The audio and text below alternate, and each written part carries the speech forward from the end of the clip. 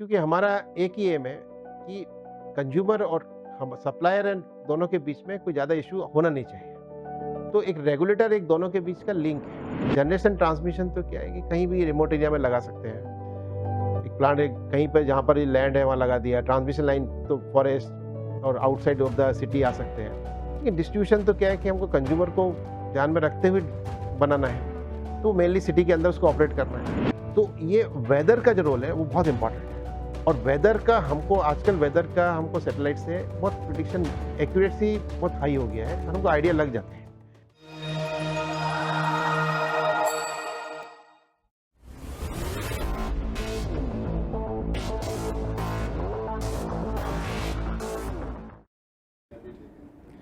Hello and welcome to today's special episode of विकास की बात डीवीसी के साथ the official podcast channel of Damodar Valley Corporation. आज हमारे साथ जुड़े हैं हमारे विशिष्ट अतिथि कार्यपालक निर्देशक वाणिज्यिक Shri Sanjeev Kumar Srivastava. We welcome you to today's episode, sir. Thank you महिले।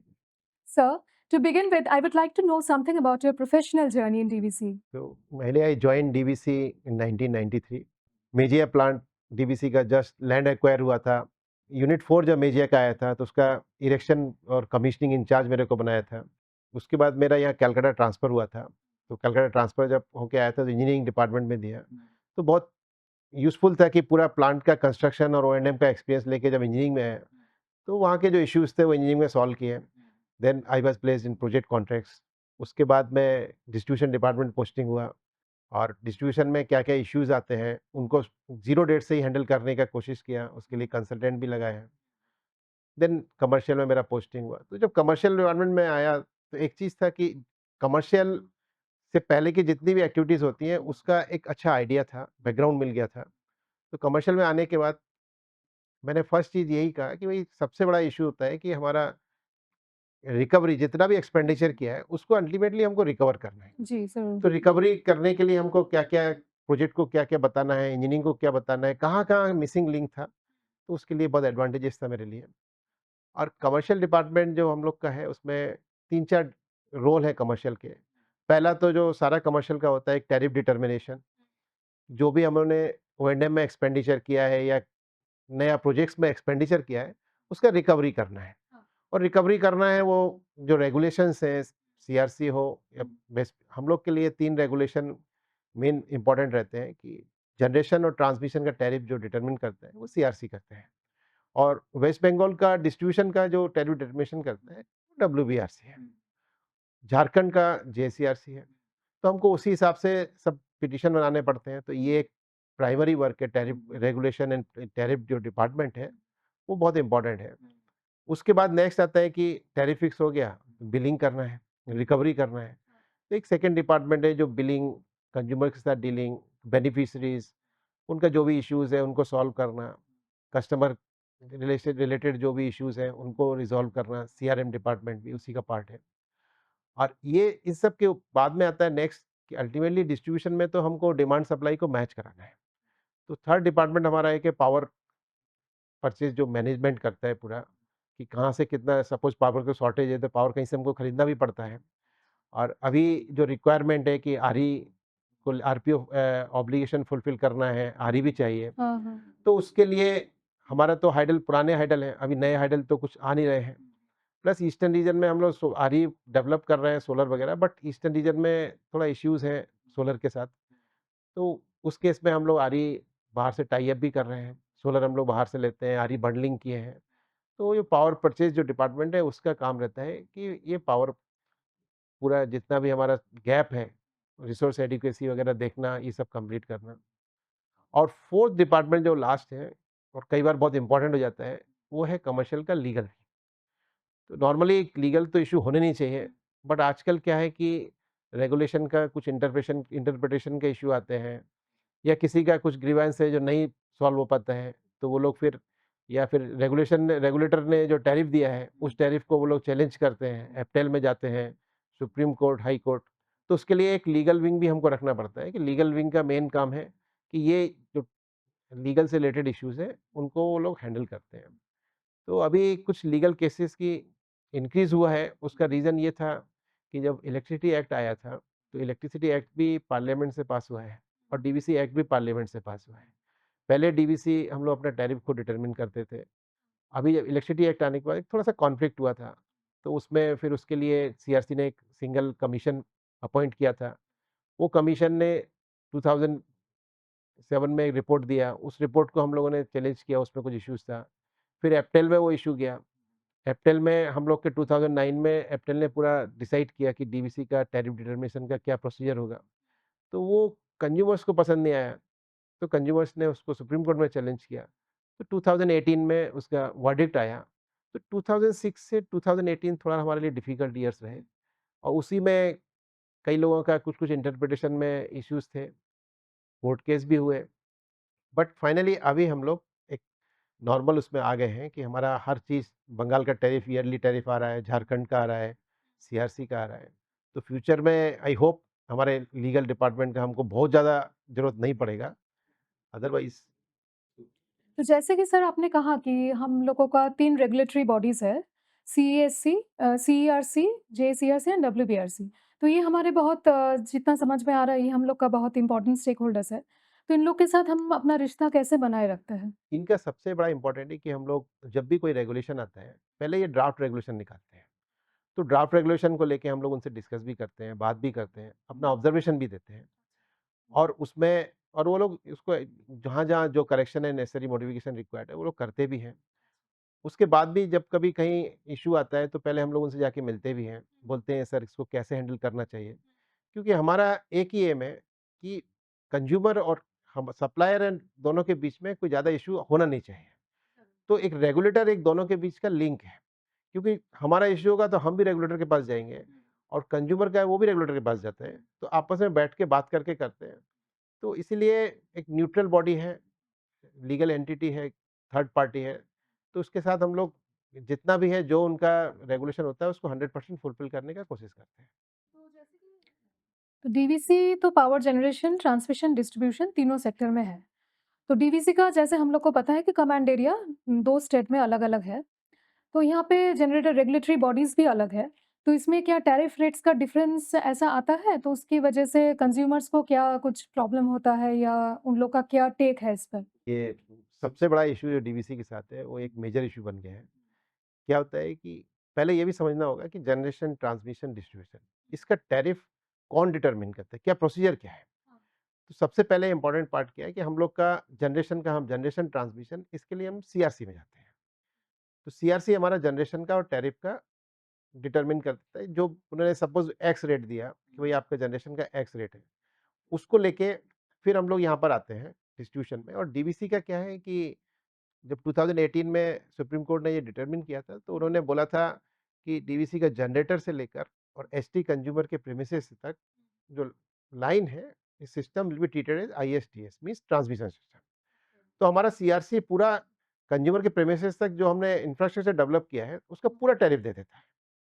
उसके बाद जो आता है हमारे पास, जो बाहर से कुछ पावर परचेज़ कॉस्ट है, कुछ मैन पावर या कुछ लीगल केसेस, इसको हम लोग ऐड करके और सपोज़ हम लोगों ने एक्स यूनिट सेल किया कम दोनों झारखंड और बंगाल में, तो उनका जिस सेल्स रेशियो के हिसाब से हम सारा एक्सपेंडिचर को डिस्ट्रीब्यूट कर देते हैं। अभी क्या है दोनों स्टेट में दोनों के अलग रेगुलेशन है, दोनों के कंट्रोल पीरियड अलग हैं। सीआरसी का 5 इयर्स का कंट्रोल पीरियड है, यहाँ पर 3 इयर्स का है। तो ये इसमें एक कन्फ्यूज़न वाला स्टेट आता है और 2 रेगुलेशन सेम है, एक प्रोडक्ट एक है, बट 2 रेगुलेटर हैं, इसलिए दोनों का टैरिफ दोनों अपने हिसाब से डिसाइड करते हैं, अपने-अपने रेगुलेशन के हिसाब से डिसाइड करते हैं। जबकि हमारे इनपुट कॉस्ट और कंपोनेंट सेम ही है। उस लेकिन वो हमारे कंट्रोल में नहीं है, हमारे हाथ में भी नहीं है। आउटपुट कॉस्ट जो है दोनों स्टेट के लिए तो वो वेरिएबल हो सिंपल चीज़ जाता है है। कि एक एक प्रोडक्ट 2 रेट्स। खासकर जैसे कुमाडू भी है, कुमाडू भी हम लोग बॉर्डर में है। एक सब स्टेशन से हम बंगाल को भी पावर देते हैं, झारखंड को भी देते हैं। एक साइड में ज़्यादा रेट होता है, एक जगह कम रेट है। तो ये एक इश्यूज़ है, तो इसको लेके हम लोगों ने कोशिश कर रहे हैं कि जॉइंट कमीशन वाला कॉन्सेप्ट जो है, जैसे आपका गोवा का जॉइंट कमीशन है, नॉर्थ ईस्ट के लिए जॉइंट कमीशन है। तो इस तरह से कोई जॉइंट कमीशन यदि बन जाए, क्योंकि डीवीसी एक स्टेट है और ये इलेक्ट्रिसिटी एक्ट में प्रोविज़न है। हम लोग अलग से जॉइंट कमीशन बना भी सकते हैं। तो वो लेकिन पावर है मिनिस्ट्री ऑफ पावर को। तो हम लोगों ने मिनिस्ट्री ऑफ पावर को अप्रोच किया है कि सर यदि जॉइंट कमीशन जो हमारा दोनों स्टेट का टैरिफ डिसाइड करेगा, जिससे कि जब हम पावर देंगे तो दोनों कंज्यूमर हैप्पी रहें। क्योंकि कभी इसका ज़्यादा है, अभी तक तो बंगाल का जो टैरिफ है, वो एकदम टाइम से आता है, सब कुछ ठीक है उसका रेट्स। बट झारखंड का टैरिफ हमारा जो कॉस्ट है, कॉस्ट का लाइन में कॉस्ट रिफ्लेक्टिव टैरिफ नहीं है। उसके लिए हम लोग झारखंड में लॉस भी हो रहा है। इस चीज़ को खत्म करने का एक ही तरीका है कि जॉइंट कमीशन हमको मिल जाने से ये सॉल्यूशन हो सकता है। अदरवाइज़ हम लोग रेगुलेटर के ऊपर डिपेंडेंट हैं। हम लोग तो डॉक्यूमेंट जब फाइल करते हैं, सेम डॉक्यूमेंट फाइल करते हैं दोनों जगह, बट 2 अलग टैरिफ आता है, जो कि हमारे कंट्रोल में नहीं है। इसमें कुछ हमारे हाथ में भी कुछ नहीं है। ये आइदर रेगुलेटर या मिनिस्ट्री। तो जैसे आपने बताया कि जॉइंट कमिटी फॉर्मेशन के लिए आप लोग मिनिस्ट्री ऑफ पावर में कुछ एप्लीकेशन दिए हैं, तो उसका सर फॉर्मेशन का अभी क्या स्थिति है? वो joint commission ministry of power भी उस चीज़ को एक्सेप्ट किया है। उन्होंने सीआरसी दोनों स्टेट के साथ मीटिंग भी किए हैं। अभी वहाँ पर लॉ जो सेक्शन है, वहाँ पर गया हुआ है। तो मिनिस्ट्री ऑफ लॉ से जब क्लियर होगा, तब कुछ क्लैरिटी आएगा। बट उसके लिए दोनों स्टेट को भी एग्री करना पड़ेगा। तो हम लोग उसमें भी दोनों स्टेट से भी बात कर रहे हैं। स्टेट को भी हम लोगों ने लेटर लिखा है, हमारे चेयरमैन सर ने लिखा है। तो वो एक एडवांस स्टेज में है, लेकिन अभी जब तक वो कंक्लूड नहीं होता है, तब तक कुछ बोलना मुश्किल है। सर जैसे हम आम आदमी समझते हैं कि पावर सेक्टर का 3 सेक्टर है। एक हो गया जनरेशन पावर जनरेशन, एक हो गया ट्रांसमिशन और एक हो गया distribution to the level of industries and residential homes. तो यहाँ पे सर ट्रांसमिशन, डिस्ट्रीब्यूशन और जनरेशन इन तीनों में हम कहाँ पे क्या दिक्कतें फेस कर रहे हैं या क्या स्थिति है? थोड़ा आप एक्सप्लेन करिए। ये हम लोग जो भी पावर जनरेट करते हैं, हुँ, हुँ। अल्टीमेटली हमारा जो कॉस्ट का रिकवरी वो कंज्यूमर से ही होता है। और कंज्यूमर जो कनेक्टेड है, वो डिस्ट्रीब्यूशन सिस्टम से कनेक्टेड है। जनरेशन और ट्रांसमिशन में बहुत सारे चेंजेज़ आए हैं। मॉडर्न टेक्नोलॉजी और मोर और लेस एस्टेब्लिश हो चुका है। तो इसमें हमारा पूरा फुल कंट्रोल में भी है, और एक डिफाइंड रूल सिस्टम के अंदर हम लोग प्लांट भी लगा सकते हैं और ट्रांसमिशन लाइन भी बना सकते हैं। बट डिस्ट्रीब्यूशन का एक बहुत बड़ा प्रॉब्लम है कि डिस्ट्रीब्यूशन बी टू बी भी है, बी टू सी भी है। क्योंकि वो क्या है कि जनरेटर से पावर ले भी रहा है और कुछ बड़े कंज्यूमर्स को भी देता है। तो उसको जो जनरेटर से पावर लेके आ रहा है, वो भी उसको अरेंजमेंट करना है। हाई वोल्टेज में लेके आता है, तो अपने यहाँ पर प्रीमिसेस में लाना, फिर स्टेप डाउन करके उसको सेल करना। दोनों पार्ट है। नॉर्मली जो रिटेल वाला होता है, वो क्या है कि वो प्रोडक्ट उसके पास आ जाता है, वो उसको सेल कर देता है। बट डिस्ट्रीब्यूशन के साथ वो चीज़ नहीं है। उसको कहाँ से लाइन लाना होगा, वो भी उसका प्रॉब्लम है। तो डिस्ट्रीब्यूशन में चैलेंजेस बहुत ज़्यादा होते हैं। और डिस्ट्रीब्यूशन जनरेशन ट्रांसमिशन तो क्या है कि कहीं भी रिमोट एरिया में लगा सकते हैं। एक प्लांट एक कहीं पे जहाँ पर लैंड है, वहाँ लगा दिया। ट्रांसमिशन लाइन तो फॉरेस्ट और आउटसाइड ऑफ द सिटी आ सकते हैं। लेकिन डिस्ट्रीब्यूशन तो क्या है कि हमको कंज्यूमर को ध्यान में रखते हुए बनाना है। हाँ, हाँ। तो मेनली सिटी के अंदर उसको ऑपरेट करना है। तो उसके लिए चैलेंजेस बहुत ज़्यादा होते हैं, और उसको आम आदमी के साथ भी डील करना पड़ता है। सिटी में रोड्स हैं, ट्रैफिक वाला एरिया है, प्लस काम भी ऐसा करना है, कुछ एक्सीडेंट नहीं होना चाहिए, अदरवाइज़ वो तो फायर लग गया तो बहुत बड़ा इश्यू हो जाता है। और डिस्ट्रीब्यूशन का लॉस का सबसे बड़ा रीज़न यही है। और टेक्नोलॉजी का जो पेनिट्रेशन जनरेशन और ट्रांसमिशन में हुआ है, वो डिस्ट्रीब्यूशन में हुआ नहीं है। वो डिस्ट्रीब्यूशन को यदि हम लोग पूरा डिस्ट्रीब्यूश टेक्नोलॉजी बेस्ड सिस्टम बना दें कि उसका कोई फर्स्ट टाइम कंस्ट्रक्शन में टाइम लगेगा, और सारा हम ये लेके आएँगे कंज्यूमर के साथ इंटरेक्शन से लेकर monitoring, fault detection, underground system रहे, आरएमयू बेस्ड सिस्टम रहे, कंट्रोल रूम कॉन्सेप्ट रहे, अनमेन्ड सिस्टम रहे, और मोबाइल के थ्रू होना चाहिए कि कंज्यूमर का सबसे ज़्यादा ग्रीवेंस डिस्ट्रीब्यूशन में ही रहता है। जैसे हम लोग मोबाइल का ऑपरेट करते हैं, आज प्लान चेंज कर लिया कल, उसी तरह से कोई सिस्टम ये लेकर आएँ, तभी डिस्ट्रीब्यूशन सिस्टम का प्रॉफ़िट में आने का चांसेस है। और ये हम लोगों ने मैं जब डिस्ट्रीब्यूशन में था, तो हम लोगों ने जब टीसी टाटा कंसल्टिंग इंजीनियर को अपॉइंट किया था, तो उनके साथ यही फर्स्ट था कि टेक्नोलॉजी ड्रिवन सिस्टम देना है। और हमारा डिस्ट्रीब्यूशन जो काम कर रहा है, जो अभी लेके आ रहा है डिस्ट्रीब्यूशन सिस्टम, वो टोटली टेक्नोलॉजी बेस्ड है। उसमें ओनली एक सेंट्रल कंट्रोल रूम रहेगा, वहीं मैन पावर रहेगा, अदरवाइज़ कहीं कोई मैन पावर नहीं। सारा वहीं सेंट्रल कंट्रोल रूम से होगा। और इवन यदि हमारा कंट्रोल रूम कोडरमा में है, कोडरमा में बैठ के हम बरी के कंज्यूमर को स्विच ऑफ भी कर सकते हैं, उसका कंप्लीट कंट्रोल देख सकते हैं। प्लस दूसरा एडवांटेज भी है, बरी का कंज्यूमर भी अपने मोबाइल में सब कुछ देख सकता है कि मेरा क्या लाइन में क्या इश्यू है, क्या काम लग रहा है, कहाँ पर कब मेरा पावर है, यदि पावर ब्रेकडाउन हुआ है या प्लांट शटडाउन है, वहीं पे वो देख सकता है। तो उसमें कंज्यूमर सैटिस्फैक्शन भी रहेगा, और डिस्ट्रीब्यूशन सिस्टम को भी प्रॉफिट में रहेगा। तो जैसे कि आप बताएँ, तो ये जो डीवीसी का डिस्ट्रीब्यूशन नेटवर्क है, ये बहुत वास्ट नेटवर्क है। इसको कंट्रोल करने में इसमें कमर्शियल डिपार्टमेंट का कितना रोल है? कमर्शियल का कंट्रोल में एक्चुअली टेक्निकल पार्ट में तो कमर्शियल का कोई ज़्यादा कुछ इन्वॉल्वमेंट नहीं होता है। बट कमर्शियल का रोल आता है, कमर्शियल है कंज्यूमर से कनेक्टेड है। तो कंज्यूमर का जब सैटिस्फैक्शन होगा, तो हम लोग यही देखते हैं कि जो पूरा सिस्टम बना है उसमें कंज्यूमर का सैटिस्फैक्शन, कंज्यूमर का ग्रीवेंस एड्रेस करने का, कंज्यूमर को अनइंटरप्टेड पावर मिले, 24/7 पावर मिले, और वो कनेक्शन के लिए अप्लाई करना है या टेक्निकल उसका कुछ इश्यूज़ है, बिलिंग से रिलेटेड, वो साथ-साथ उसको एक एक प्लेटफ़ॉर्म पे वो देख सके। ये यदि हो जाएगा तो कमर्शियल का सैटिस्फैक्शन इसमें हो जाता है, बाकी बाकी ये सब टेक्निकल पार्ट है।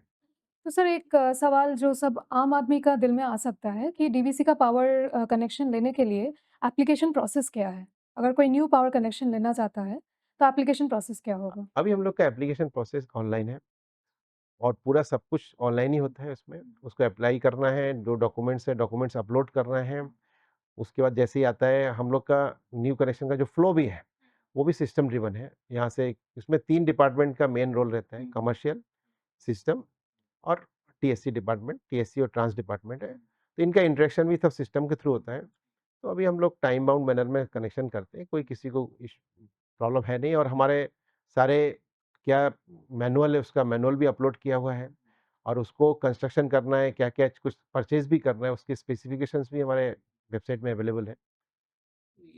तो आप लोग हमारे वेबसाइट www.dvc.gov.in में जाके चेक कर सकते हैं कि न्यू एप्लीकेशन करना कैसे होगा डीवीसी के पावर के लिए। Thank you sir. Sir next हम लोग आते हैं कि डीवीसी का हम सुने हैं कि बहुत सारा नया प्रोजेक्ट्स आ रहा है। तो उसका टैरिफ डिटर्मिनेशन कैसे होगा या क्या प्रोसीजर है? ये हम लोग का अभी जो प्रोजेक्ट हम लोग ऑर्डर किए हैं 3720 मेगावाट का ऑलरेडी ऑर्डर हो चुका है, और 2 इंटू 800 कोल इंडिया के साथ हम लोग जॉइंट वेंचर में जा रहे हैं। नया प्रोजेक्ट में मैं एक प्रोजेक्ट में रहा हूँ, इसलिए मुझे इसका आइडिया है। प्रोजेक्ट में सबसे इम्पोर्टेंट पार्ट क्या होता है, हम लोग प्रोजेक्ट बनाते हैं, उसके बाद यदि कहीं भी एक डॉक्यूमेंट प्रॉपर नहीं रख पाते हैं, तो वो हमारा रिकवरी में बहुत प्रॉब्लम करता है। तो फर्स्ट डे से हमको प्रोजेक्ट में 2-3 चीज़ देखना है, प्रॉपर डॉक्यूमेंटेशन होना चाहिए, और उसका मॉनिटरिंग परफेक्ट होना चाहिए, और हमारा टारगेट होना चाहिए कि यदि हमने बोला है कि 5 इयर्स में आएँगे, तो हमको 5 इयर्स के पहले लाना है, 5 इयर्स से 1 दिन बाद भी नहीं लाना है। मतलब टाइम शेड्यूल मेंटेन करना टाइम बहुत इम्पोर्टेंट पार्ट है, क्योंकि हमारा प्रोजेक्ट कॉस्ट जितना कम होगा, उतना हमारा टैरिफ कम होगा, हम लोग कॉम्पिटिटिव होंगे। और अभी जो ज़माना है, अभी कॉम्पिटिशन का ज़माना है। यदि हम कॉस्टली पावर बनाएँगे, तो पावर कोई नहीं लेगा। तो इसलिए रेगुलर बेसिस पे monitoring, ordering, payment, vendor satisfaction, contractor का भी इश्यूज़ है, उनको साथ-साथ रिज़ॉल्व करना है। इस पे कॉन्ट्रैक्ट्स में बहुत ध्यान देना है, और इसको हमको कॉस्ट को आईडीसी जो इंटरेस्ट ड्यूरिंग कंस्ट्रक्शन जो होता है, उसको मिनिमाइज़ करना है। प्रोजेक्ट कॉस्ट भी मिनिमाइज़ करना है, क्योंकि आजकल सब क्या है, प्राइस वेरिएशन क्लॉज़ होता है। तो जितना जल्दी हम काम खत्म करेंगे तो चीज़ें हमको थोड़ा सस्ती मिलेंगी। अदरवाइज़ यदि हमारा प्रोजेक्ट आगे बढ़ेगा, यदि 5 साल का प्रोजेक्ट को 4 साल में करेंगे तो हमारा कॉस्ट सेविंग होगा, और कॉस्ट सेविंग जो होगा अल्टीमेटली कंज्यूमर को ही उसका बेनिफिट मिलेगा। हाँ, हाँ। सर जैसे आपने बताया कि कंज्यूमर कमर्शियल डिपार्टमेंट में कंज्यूमर रिलेटेड एक ठो सेक्शन आपने बनाया है, तो उसके बारे में अगर हम आप हमारे दर्शकों को बताएँ? ये हम लोग का अभी हम लोगों ने क्या किया है, कंज्यूमर रिलेशन मैनेजर भी हम अपॉइंट किए हैं। एक कमर्शियल से रहता है, एक सिस्टम से रहता है। तो ये सब स्टेशन वाइज़ अपॉइंट किए हैं, और ये लोग मंथली कंज्यूमर के पास जाते भी हैं। सब स्टेशन में जाके सबसे मीट करते हैं, सबका इश्यूज़ सुनते हैं, उनका जितना भी इश्यूज़ को रिज़ॉल्व करते हैं, और कुछ ऐसे भी इश्यूज़ होते हैं जो उनसे रिलेटेड नहीं है, लेकिन दूसरे जगह यदि हैंडल करना है तो वो दोनों, और हम लोग जो बिल होता है, बिल में नीचे दोनों का नाम, मोबाइल नंबर सब लिख कर देते हैं।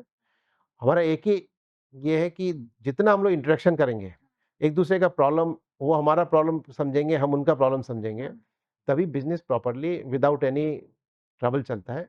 यही हम लोग का पूरा एफर्ट रहता है।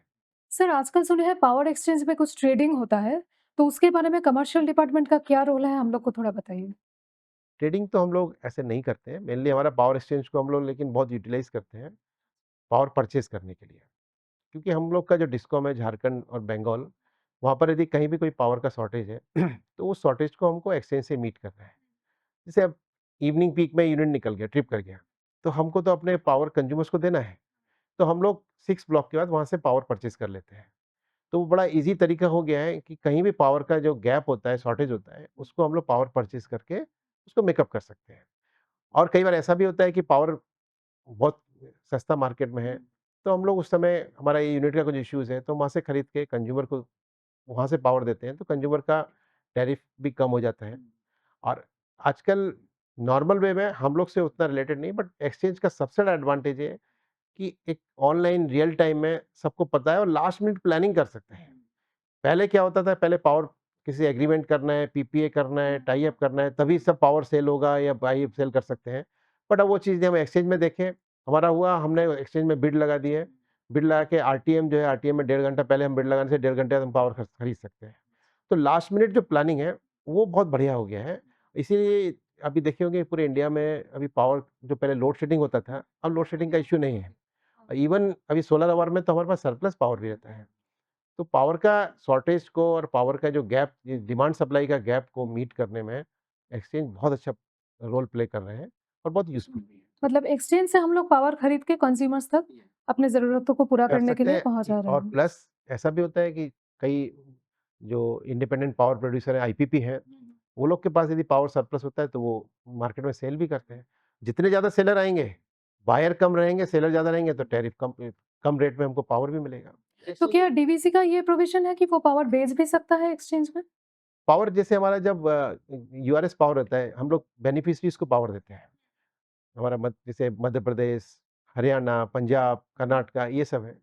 तो वो क्या होता है कि जब सोलर मेनली हम लोगों ने समर में देखा है, जो सोलर और जब एक्सचेंज में सस्ता पावर मिलता है, तो वो अपना पावर सरेंडर कर देते हैं।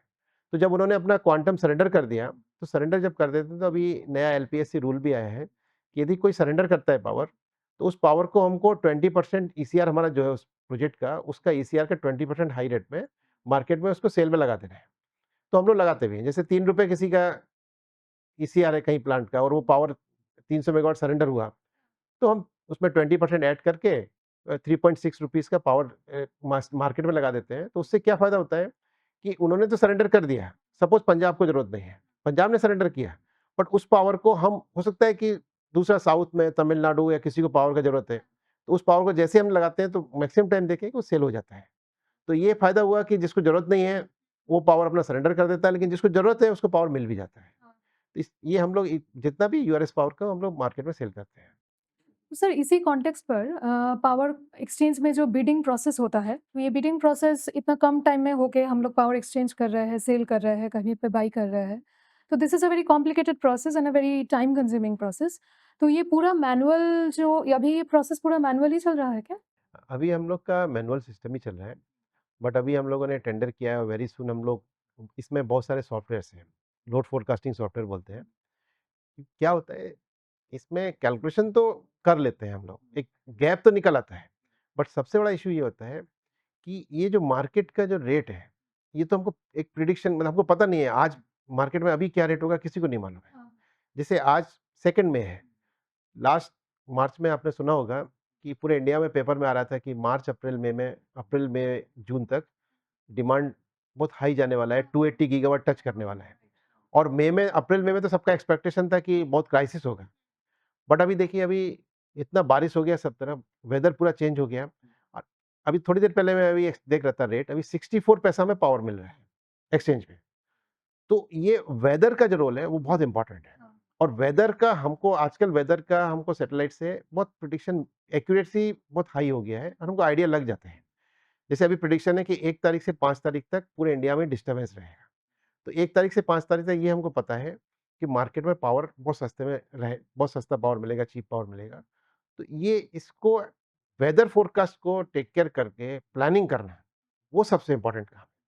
वो ह्यूमन बीइंग के लिए उतना ईज़ी नहीं है, बट एआई और एमएल आने के बाद ये टूल, और प्लस क्या होता है, एक कंज्यूमर का पैटर्न, जैसे हमारी बहुत सारी स्टील इंडस्ट्री है।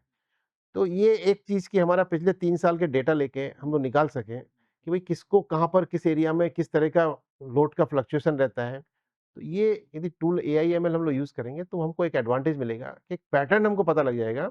उस पैटर्न के हिसाब से हम कभी शटडाउन लेना है या प्लानिंग, कुछ भी प्लानिंग करना है, उसमें बहुत ईज़ी होगा।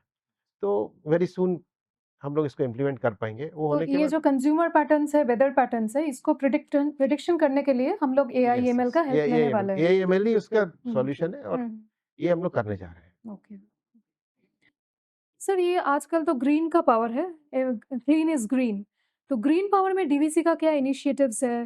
डीवीसी क्या-क्या इनिशिएटिव्स ले रहा है इस एंगल में? थोड़ा बताइए। एक्चुअली अभी जो कन्वेंशनल पावर में हमारे थर्मल के साथ हमारे 2 बहुत बड़े इश्यूज़ हैं, कोल एंड ऐश। ऐश इवैक्यूएशन एक इश्यू है और वो ऐश इवैक्यूएशन होता भी है तो वो अल्टीमेटली पॉल्यूशन को कितना भी कंट्रोल कीजिए, कुछ ना कुछ पॉल्यूशन तो वो करेगा ही। प्लस कोल भी जब आता है, कोल ट्रांसपोर्ट होता है और ये हमारे नेचुरल रिसोर्सेज़ हैं, इनको हमको जितना कम यूज़ करें उतना बेटर है। तो ग्रीन पावर में जो मेजर दिन में तो आजकल कोई इश्यू नहीं है, सोलर और विंड ईज़िली अवेलेबल है और सोलर हमारे पास बहुत है, बहुत कैपेसिटी इंडिया ने ऐड कर लिया है। प्रॉब्लम होता है इवनिंग पीक का। इवनिंग पीक के लिए अभी जो बैटरी स्टोरेज और हाइडल, ये 2 ही सॉल्यूशन है। हाइडल हमको मार्च से अक्टूबर तक पूरा पावर को पीक को इवनिंग पीक को मीट कर सकता है और बैटरी स्टोरेज से हम लोग बाकी टाइम में उसको यूज़ कर सकते हैं। तो इसके लिए हम लोगों ने हाइडल का बहुत टाई अप किया है। हम लोगों ने एनएचपीसी के साथ उसके 4-5 प्रोजेक्ट्स में टाई अप किया है, पीपीए किए हैं और रिसेंटली लास्ट वीक में हम लोगों ने एसजेवीएनएल के साथ भी हाइडल का टाई अप किया है।